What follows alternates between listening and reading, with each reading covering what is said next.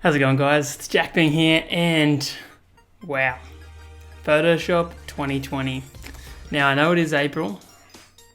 I think it's still April. It's still April, and I'm probably late to the party on this, but I use Photoshop all the time, and I didn't even know that these things existed until recently. So I thought, better share them with you. In particular, this first video, and I'm going to record a couple of videos in a row here so that you guys can just see all these ridiculous new tools. This first one is actual Photoshop magic. This tool is called the Remove Background tool. It's a single button click and does exactly what you think it does. Let's just get into it. Alright, so here we are back in Photoshop 2020, as you can see. Now this tool doesn't live over here on the toolbar, it actually lives over this side in the properties section. Now if you don't have the properties section, it might also be kind of over here in the adjustments as a different tab, but I like having it over this side. And if you don't have it, you can click on window up the top here and find properties, make sure it's ticked just like that, and then there it is on the side there, exactly where you want it. Now the way this works is so simple. Basically you just select a layer like this right here. You open up the properties, and under quick actions right here is this remove background button. And if I click that right now, then it's gone. It's gone, which is actually so crazy. I've done other tutorials in the past where I've showed you guys different ways using different tools to cut things out and remove backgrounds, but this does it in a single click, which is actually ridiculous. Now, I gotta say, I did pick this photo first to give it a bit of a hero moment, not too much of a challenge. The background was very very contrasted to him, and I feel like it was a bit of an easy one. So remove background, there it is. Now there's a couple of things that aren't perfect about this, but I think that they're going to get a little bit worse as we challenge this a little bit more. So I'll show you how to kind of touch things up and make them a little bit better as we keep going. So first one done, piece of cake, single click. I mean, if you came here to work out how it works, now you know. Here's the next one. We've got two people.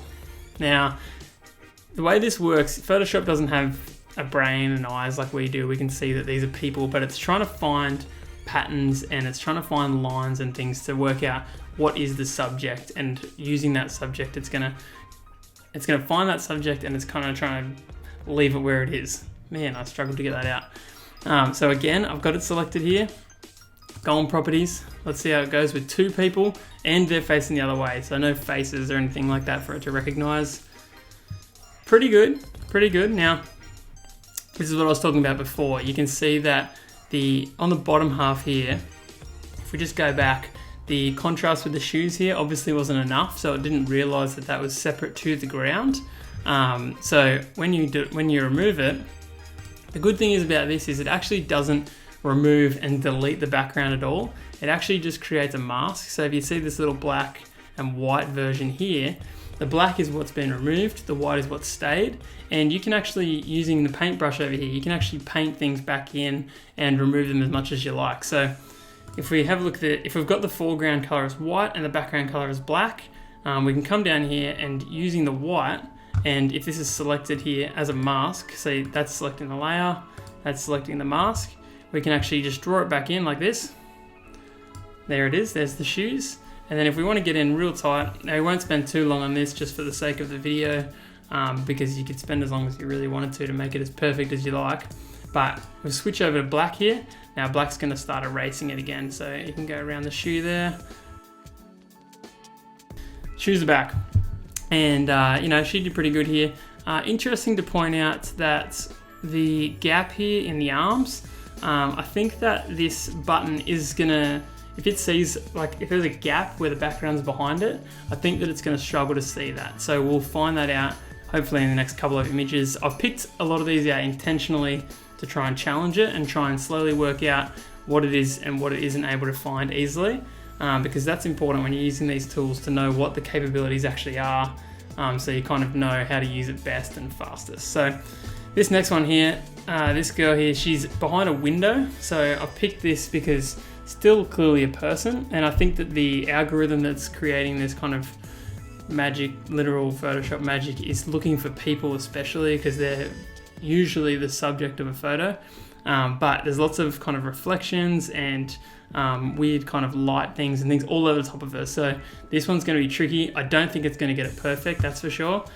She's also got a chair that she's sitting on, so all sorts of stuff going on with this one. Let's just see how it goes. Highlight the image, open up properties, remove the background. Okay, now this is a good example here where we can see that it has struggled to work out exactly where she is, and especially where there's been reflections and what actually was that there? Yeah, just those reflections just really tricked it. So let's just get right in here, and I'm gonna actually make a copy of this layer, and I'm gonna just hide that for now, and I'm gonna remove the background on this first one. And I think this is a good way to go about repairing the things that it gets wrong, is you can actually show another image in front, but have selected that mask behind it. And then using the black and white here, if I go with the white, we can just trace around this headset where we know where it is, over these headphones here. Okay, because that's the bit where we missed out. And then where this red section here was, if we delete that, have a look, so you can see that red reflection that's there. If I bring that back, we go back to black, and I can just trace where that red is there.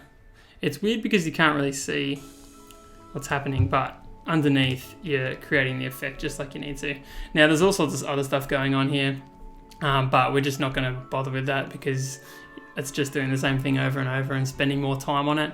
And yeah, let's just try and keep this video nice, short, sharp and shiny. All right, next up. No more people. So the challenge has gone to inanimate objects. Can the algorithm that is happening when we click this button pick up on the fact that the subject is actually just a drink bottle in the image, and will it also know about the arm?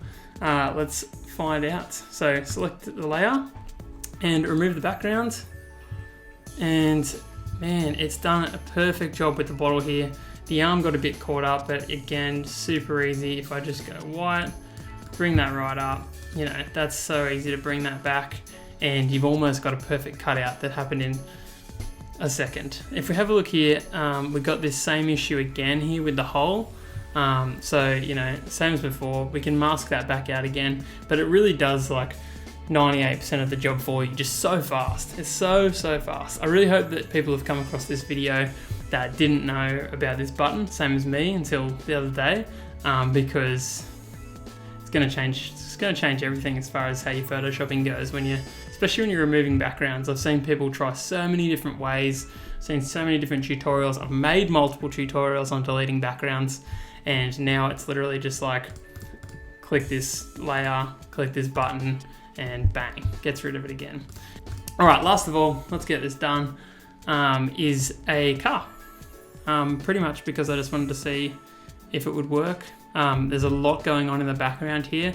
It's not super, I mean, it's quite contrasty, but again, it's a car, it's not a person or a building, or it's not too obvious. So let's just see how it goes again.